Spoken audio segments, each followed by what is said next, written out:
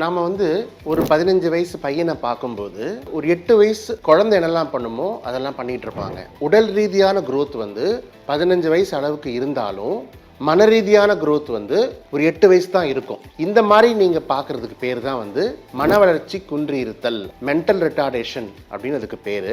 மெடிக்கலா intellectual disability அப்படின்ற term நம்ம use பண்றோம். மன வளர்ச்சி குன்றி இருக்கவங்களுக்கு லேர்னிங் அண்டர்ஸ்டாண்ட் பண்ணிக்கிறது ஸ்லோவாக இருக்கும், கம்யூனிகேட் பண்ணுற விஷயங்கள் ஸ்லோவாக இருக்கும். அதே ஏஜ் குரூப்பில் இருக்கவங்க பண்ணக்கூடிய விஷயங்களை விட இவங்க கம்மியாக தான் எல்லாமே பண்ணுவாங்க. இதை முதல்லயே கண்டுபிடிக்கிறது ரொம்ப முக்கியம். எப்படி கண்டுபிடிக்கலாம்னு பார்த்தீங்கன்னா ஐக்யூ டெஸ்டிங் பண்ணிக்கலாம். ஐக்யூ டெஸ்டிங் பண்ணும்பொழுது நார்மலாக இருக்கிறவங்களுக்கு 90 to 110 வரும்.